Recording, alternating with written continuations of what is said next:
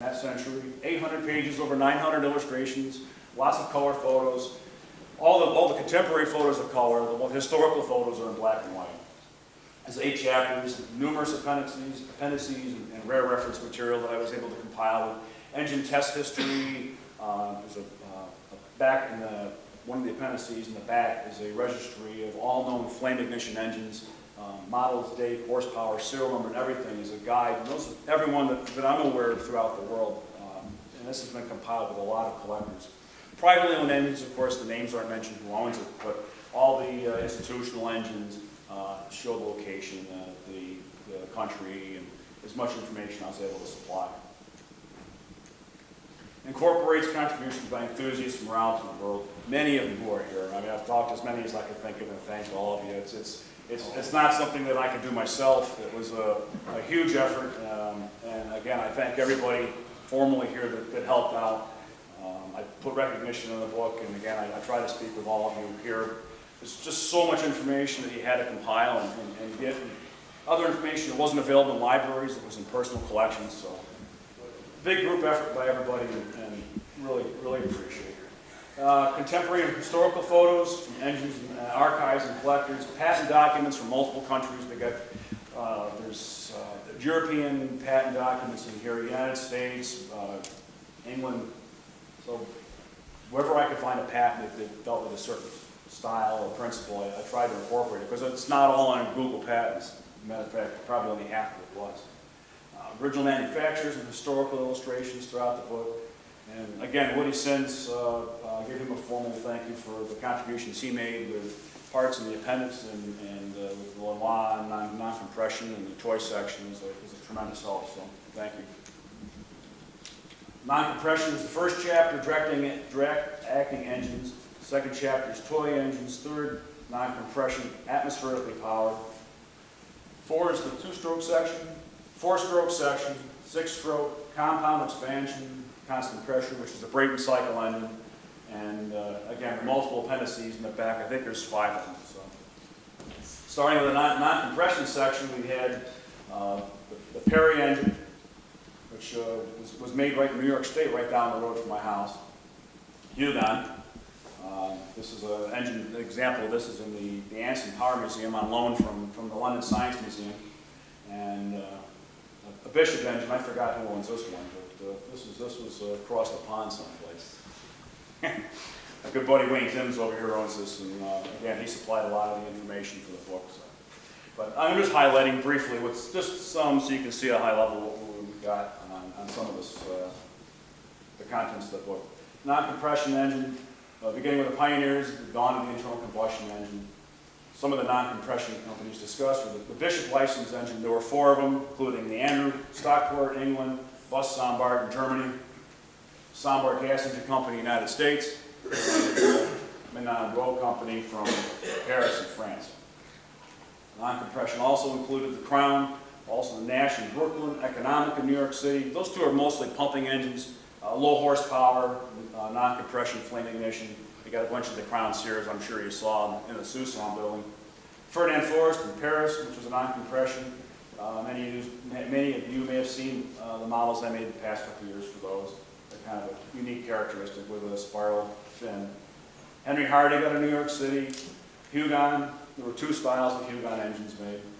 Nicholas Otto, who did some early prototype work that I covered in the book. Ravel. Robson from England, Turner. And those are just some, but those are some of the more common names you may be familiar. Toys, Schoner, Leak, and we got Paradox engine too.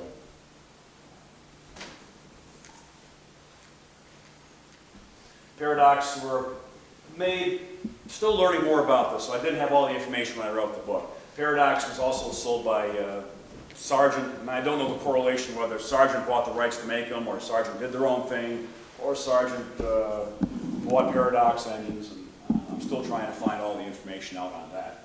But, there were some, I think we have a couple here that have the Welch decal on the base, so we know they're later. I've seen advertising of those as late as the 1920s.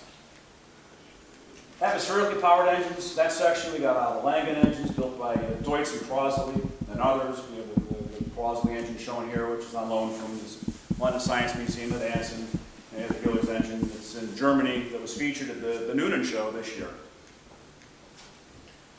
The atmospheric engines, the earliest design started with Samuel Brown and Samuel Murray. Evolution of the Crosby Brothers engine. First, #1 engine, which is amazing, still exists in London as property of London Science Museum, which is on loan at Anson. It's amazing the very first engine exists, as does the very first Deutz atmospheric engine in Germany.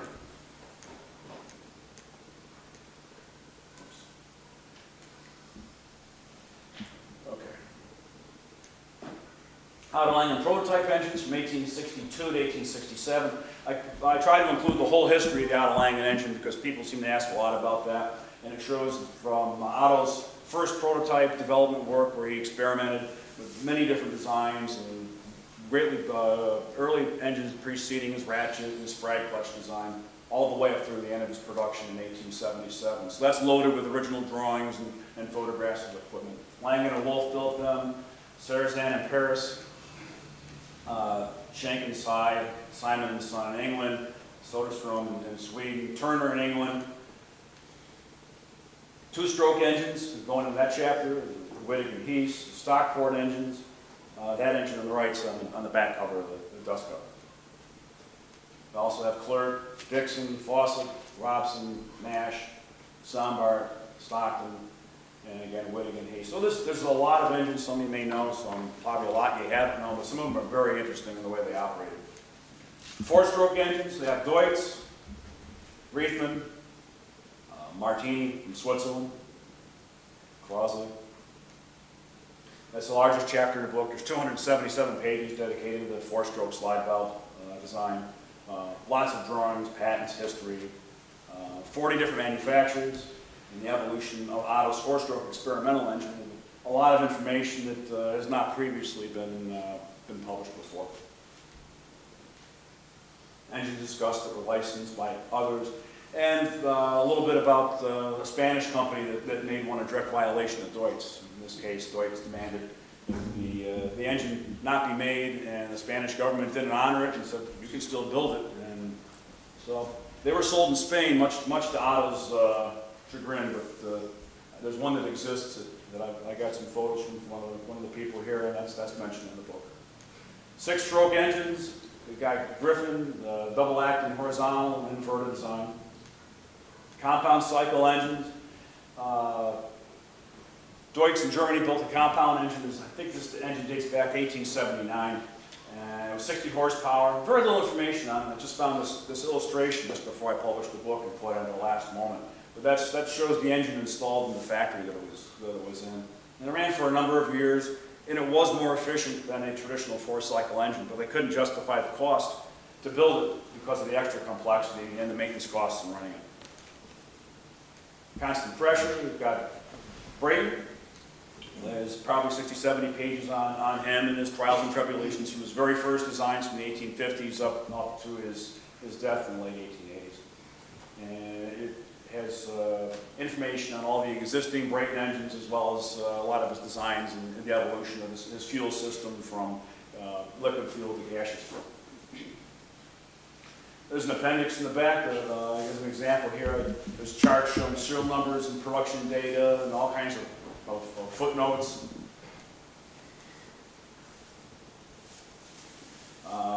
Also is a very descriptive 3D visualization of the slide valve system. A lot of times when I've been doing the models and doing the research on these engines, I was never able to find really good documentation on how the slide valve system worked.